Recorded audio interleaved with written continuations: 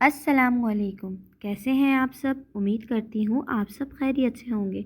आज मैं लेकर आई हूँ आपके लिए एक दिलचस्प कहानी, ब्यूटी एंड द बीट्स। पुराने ज़माने की बात है। एक शहर में एक व्यापारी रहता था। उसकी 3 बेटियाँ थीं। तीनों बहुत ही सुंदर थीं, लेकिन तीसरी सबसे ज़्यादा सुंदर और बुद्धिमान भी थी।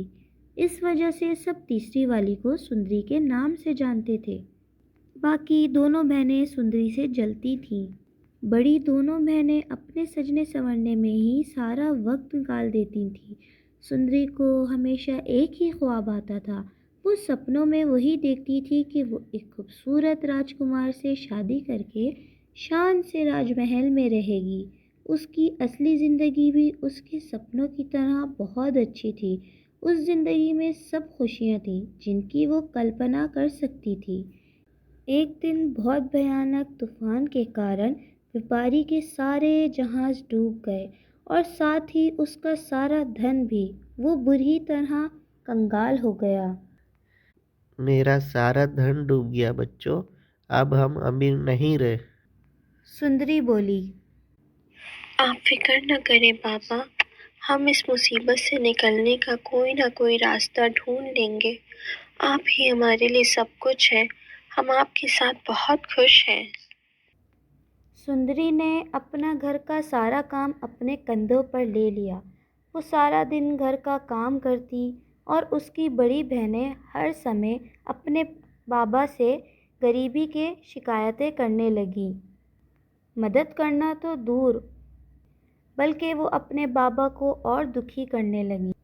सुंदरी बस यही चाहती थी कि उसके बाबा खुश रहें।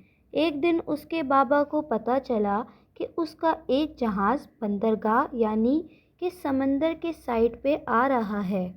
व्यापारी ने ये बात अपनी बच्चियों को बताई। मेरे जहाज़ों में एक जहाज़ बच गया था और वो जल्दी ही बंदरगाह में आ रहा है। अब हमारे पास फिर से पैसे आ जाएंगे। ये खबर सुनते ही सब बहुत खुश हो गए। व्यापारी को तुरंत ही बंदरगाह के लिए निकलना था। मुझे इस समय बंदरगाह जाने के लिए निकलना होगा। आते हुए मैं सबके लिए कुछ न कुछ लेता हुआ आऊँगा। क्या चाहिए तुम सबको? बड़ी बेटी और छोटी बेटी दोनों ने गहनों और कपड़ों की फरमाइश की। सुंदरी बोली। बाबा, मैं चाहती हूँ आप सही सलामत घर वापस आ जाएं। व्यापारी अपनी बेटी को बोलता है। मैं तुम्हारे लिए कुछ न कुछ लाना चाहता हूँ। तुम्हें तो एक चीज़ बतानी होगी। सुंदरी बोली। ठीक है, तो आप मेरे लिए एक बैंगनी रंग का गुलाब ले आइएगा। व्यापारी बंदरगाह के लिए निकल गया। वहां पहुंचकर उसने देखा कि उसका सारा जहाज बुरी हालत में था। सब कुछ टूट चुका था। जहाज चलाने वाले सभी लोग उसके जहाज का सारा सामान चोरी कर चुके थे। ये सब देखकर उसे गहरा सदमा पहुंचा। वो उदास होकर वापस घर लौटने लगा। वो अपने ख्यालों में कुछ इस तरह खो गया कि उसे पता ही नहीं चला कि वो गलत रास्ते में जा रहा है। वो घने जंगल में खो गया। बर्फ़ गिर रही थी। हर जगह बहुत सारी बर्फ़ जमा हो गई थी। कुछ देर में उसका घोड़ा थक गया। वो इतनी बर्फ़ में चल नहीं पा रहा था। व्यापारी ने घोड़ा एक पेड़ से बांध दिया और खुद पैदल आगे बढ़ने लगा। उसे थोड़ी दूर पर कुछ रोशनी दिखाई दी। वो आगे बढ़ा तो देखा वो एक बहुत बड़ा महल था। वो महल बहुत विशाल और खूबसूरत। वो महल के पास पहुंचा तो महल का सोने का बना बड़ा दरवाज़ा अपने आप खुल गया। उसे ये सब देखकर बहुत अजीब लग रहा था। अजीब बात ये थी कि वहाँ बिल्कुल बर्फ़ नहीं थी। उसने अंदर जाने की सोची। ये महल कितना सुंदर है। व्यापारी महल के अंदर बड़े से दरबार में आ गया। अंदर कोई नहीं था। वहाँ बस मेज़ पर दावत सजी थी। बहुत सारे स्वादिष्ट खाने वहाँ रखे थे। उसने कुछ देर इंतज़ार करने की सोची। काफ़ी समय इंतज़ार करने के बाद उसने आवाज़ दी, लेकिन कोई नहीं आया। कोई है? और कितना इंतज़ार करूं? लगता है कोई नहीं आएगा। ये खाना बहुत ही अच्छा लग रहा है। मुझे भूख भी लगी है। पता नहीं फिर कब खाने को मिले। ये खाना खा ही लेता हूँ। जो भी यहाँ आएगा जो भी यहाँ आएगा मैं उसे बाद में शुक्रिया अदा कर दूँगा। उसने जल्द ही सारा खाना ख़त्म कर लिया। खाना खाकर वो सीढ़ियों से ऊपर गया। ऊपर जाकर उसने दरवाज़ा खोला। अंदर बहुत ही मुलायम बिस्तर सजा हुआ था। उसे अपने भाग्य पे यकीन नहीं हो रहा था। वो जल्द ही सो गया। वो इतनी गहरी नींद में सोया कि उसकी आँख अगली सुबह ही खुली। जब वो उठा तो उसने देखा वहाँ नए कपड़े रखे हुए थे। वो कपड़े उसके नाप के ही थे। उसने अपने कपड़े बदले और तैयार होकर नीचे आ गया। नीचे उसी मेज़ पर नाश्ता तैयार रखा हुआ था। सब कुछ उसकी पसंद का था। दूध, जूस, ताज़ा ब्रेड। उसने पेट भरकर नाश्ता करा और अपने घर वापस की सोची। आप जो भी है आपने मेरी बहुत मदद की। बहुत बहुत शुक्रिया आपका। मैं अब जा रहा हूँ। व्यापारी महल से बाहर आ गया। बाहर आकर उसने देखा तो हर जगह गुलाब के फूल थे। उसे सुंदरी की बहुत याद आ गई। वो बैंगनी गुलाब ढूंढने लगा, लेकिन वहाँ बैंगनी गुलाब नहीं थे। वहाँ बस लाल गुलाब ही थे। उसने अपनी बेटी के लिए लाल गुलाब ही ले जाने का फैसला किया। उसने बाग से एक गुलाब तोड़ लिया। गुलाब का फूल तोड़ते ही वहाँ एक गुर्राने की आवाज़ आई। व्यापारी पीछे मुड़कर देखा। वहाँ एक बड़ा और डरावना राक्षस खड़ा था। राक्षस की आंखें खून की तरह लाल थीं और उसके बड़े बड़े दांत और नाखून तलवार की तरह तेज और नोकीले। राक्षस बोला, तुम्हारे कैसे हिम्मत हुई गुलाब तोड़ने की? मैंने तुम्हें अपने महल में पनाह दी, खाना दिया, सोने के लिए बिस्तर दिया, और तुमने क्या किया?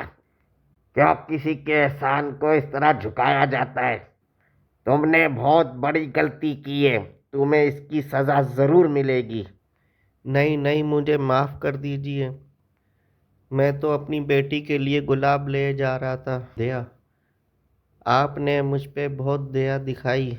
मुझे माफ़ कर दीजिए।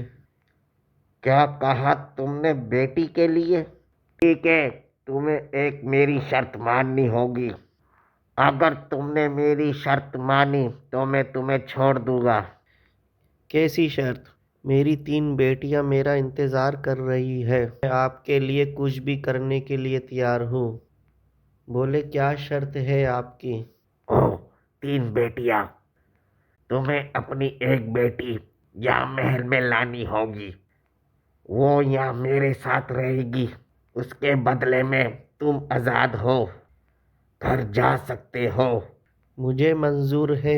मेरी एक बेटी यहाँ आने को राज़ी हो जाएगी। बहुत अच्छे। मैं तुम्हें अपना सबसे तेज घोड़ा दूंगा। तुम्हारे पास 1 महीना है। 1 महीने में तुम्हारी एक बेटी अपनी मर्जी से यहाँ आनी चाहिए।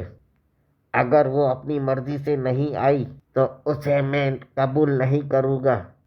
और अगर खुद तुम उसे 1 महीने में अगर तुम नहीं लेके आए तो मैं तुम्हें खुद ढूंढने आऊँगा और तुम्हें मार दूंगा।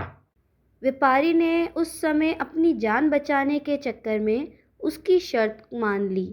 वो जानता था कि उसकी कोई भी बेटी वहाँ जाने नहीं चाहेगी। वो राक्षस के दिए घोड़े पे बैठा और वहाँ से चला गया। घोड़ा बहुत तेज़ी से दौड़ा और जल्द से व्यापारी के घर पहुँच गया। व्यापारी बहुत ही लाचार महसूस कर रहा था। घर लौटते ही उसकी बेटियाँ उससे तोहफे मांगने लगी। उसने सुंदरी के लिए लाया हुआ गुलाब उसे दे दिया। ये लो सुंदरी, तुम्हारा गुलाब। मैं तुम दोनों के लिए तोहफे नहीं ला सका और ये गुलाब भी मुझे बहुत महंगा पड़ा है।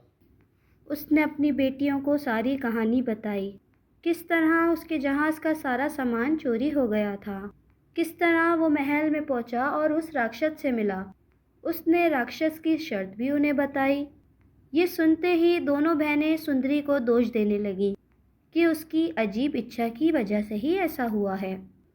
क्या तुम समझदारी का गिफ्ट नहीं मांग सकती थी? तुम्हें हमेशा ही कुछ अलग ही चाहिए होता है। हाँ, ये मेरी ही गलती है और इस गलती की सज़ा भी मुझे ही मिलनी चाहिए। मुझे माफ़ कर दीजिए बाबा, आपको मेरी वजह से इतनी तकलीफ हुई।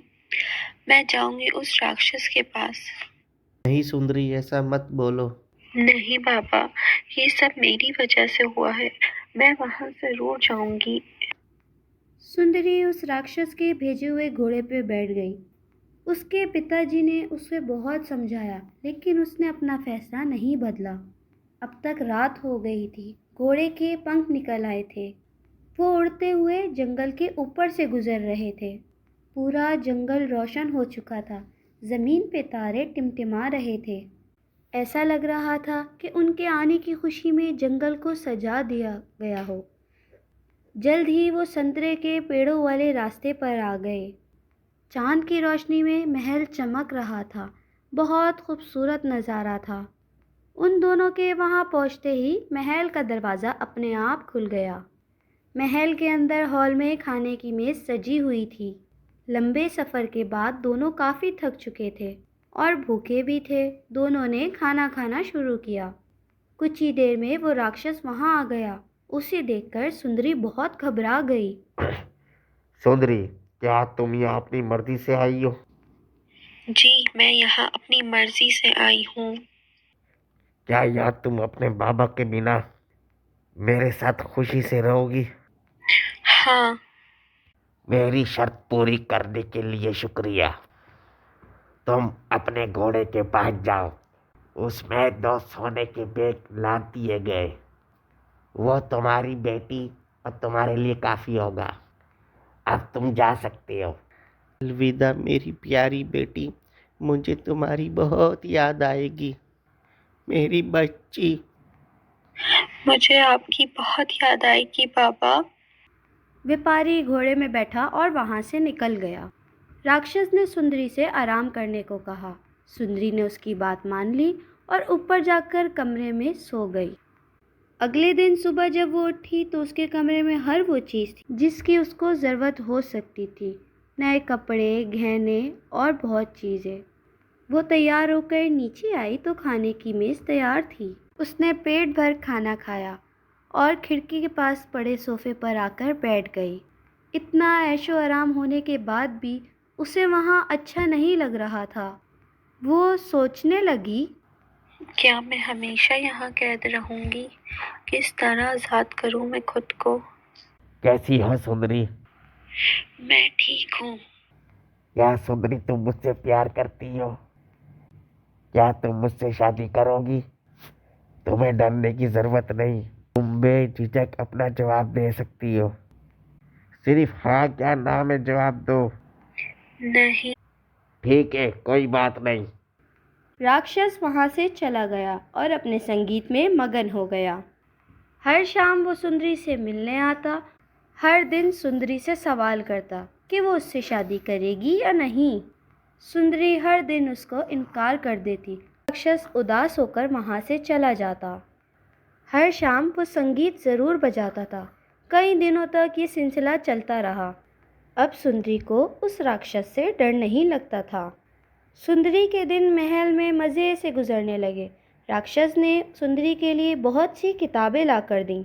वो उन्हें पढ़ने में अपना समय बिताने लगी। वो बाग में भी जाती थी। राक्षस का संगीत सुनना भी अब उसे पसंद आने लगा था। वो अक्सर बैठकर खूब सारी बातें किया करती। यहाँ तक कि उसने संगीत भी सीख लिया था। बहुत से दिन गुजर गए और सुंदरी को कोई तकलीफ नहीं हुई। राक्षस बहुत ही दयालु था। उसने सुंदरी को कभी भी परेशान नहीं किया। फिर एक दिन उसे अपने बाबा और बहनों की याद आने लगी। वो उनसे मिलने के लिए तरसने लगी। उनकी याद में वो बहुत उदास रहने लगी। एक दिन राक्षस ने उसकी उदासी का कारण उससे पूछा। मुझे मेरे घर वालों की बहुत याद आ रही है। मैं अपने बाबा से मिलना चाहती हूँ। एक बार उन्हें देखना चाहती हूँ। मुझे बस कुछ दिन के लिए घर जाने दो। मैं वादा करती हूँ मैं 7 दिन में वापस आ जाऊंगी। तुम मुझसे भागना चाहती हो ना? ये सब इसलिए ना कि तुम मुझसे नफरत करती हो। नहीं नहीं, ऐसी बात नहीं है। मैं आपसे नफरत नहीं करती। मुझे भी आपसे दूर जाने में बहुत दुख होगा। मैं वादा करती हूँ मैं जल्दी और ज़रूर वापस आ जाऊंगी। मैं तुम्हारी बात मानता हूँ, मगर तुम वापस नहीं आई तो मेरी जान भी जा सकती है। तुम ये बात याद रखना। तुम टाइम से आ जाना। नहीं नहीं, आप ऐसी बातें नहीं करें। मैं ऐसा कुछ नहीं होने दूंगी। मैं ज़रूर वापस आऊंगी। उनसे मिलते ही मैं वापस आ जाऊंगी। ठीक है, तुम्हें वहां जाने में कोई तकलीफ नहीं। तुम इस अंगूठी को पहन के सो जाओ। सुबह उठोगी तो तुम अपने घर वालों के साथ होगी। डरना मत और अब जाके सो जाओ। राक्षस उदास होकर वहां से चला गया। उसके जाते ही सुंदरी जल्दी से अंगूठी पहनकर सो गई। अगली सुबह जब वो उठी तो उसने अपने आप को अपने घर में अपने बिस्तर में पाया। उसे अचानक वहां देखकर उसकी बहनें हैरान हो गईं। सुंदरी अपने बाबा से मिली। दोनों गले मिलकर रोने लगे। सुंदरी ने अपने पापा को राक्षस के स्वभाव के बारे में बताया। राक्षस के बारे में जानकर उसके बाबा ने उससे कहा, सुंदरी, राक्षस बहुत ही अच्छा है। उसने तुम्हारे लिए बहुत ही कुछ किया है। देखो, भले ही वो देखने में डरावना हो, लेकिन उसका दिल बहुत साफ है। मुझे लगता है कि तुम्हें उसकी इच्छा पूरी कर देनी चाहिए। यह सुनकर सुंदरी थोड़ा उदास हो गई। वो सोचने लगी कि शायद राजकुमार से शादी करने का उसका सपना कभी पूरा नहीं होगा। देखते ही देखते एक हफ्ता निकल गया। सुंदरी राक्षस से किया हुआ अपना वादा भूल गई। एक रात उसे सपने में राक्षस दिखाई दिया। वो जमीन पर बेहोश पड़ा हुआ था। वो मर रहा था। सुंदरी डर से उठ गई। उसने उसी शाम वापस जाने का फैसला किया। उसने अपने पिता को ये सारी बातें बताईं और रात में वो अंगूठी निकालकर सो गई। अगली सुबह वो महल में थी। आँख खुलते ही वो उस जगह गई जो उसने वो सपने में देखी थी। वहाँ उसने देखा कि राक्षस सच में जमीन पर पड़ा हुआ था और अपनी आखिरी सांसें गिन रहा था। उसे समझ नहीं आया कि राक्षस मर गया है या जिंदा है। वो डर गई कि उसकी वजह से उस राक्षस की मौत हो जाएगी। वो उसके पास गई तो उसने देखा कि उसकी सांसें अभी भी चल रही थी।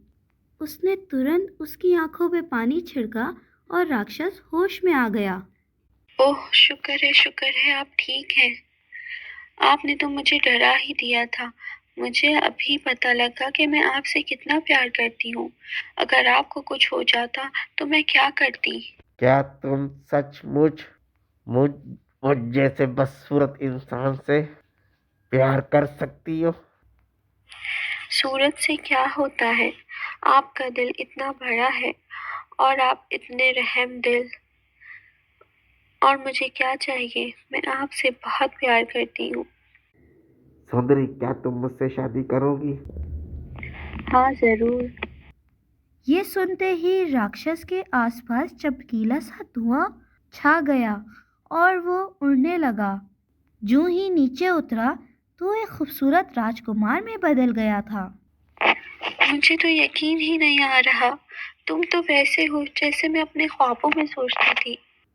और सुंदरी, तुमने मुझे एक शराब से मुक्त करा दिया। मैंने एक डायन को युद्ध में हराया था। उसने मरते समय मुझे एक श्राप दिया था कि कोई भी मुझसे प्यार नहीं करेगा, और उसने मुझे राष्ट्र में तब्दील कर दिया था। आज तुमने मुझसे सच्चा प्यार करके उस शराब को तोड़ दिया। मुझे तो अपनी आंखों पर यकीन ही नहीं हो रहा। क्या ये सच है या मैं सपना देख रही हूँ। राजकुमार ने मजाक में सुंदरी के चुटकी काटी और उसे एहसास हुआ कि ये कोई सपना नहीं है। राजकुमार और सुंदरी की शादी धूमधाम से हुई। अगर आपको हमारी कहानी पसंद आई हो तो इसे लाइक करें, शेयर करें और ज़्यादा से ज़्यादा सब्सक्राइब करें। और हाँ, बेल आइकन के बटन को दबाना ना भूलें। शुक्रिया।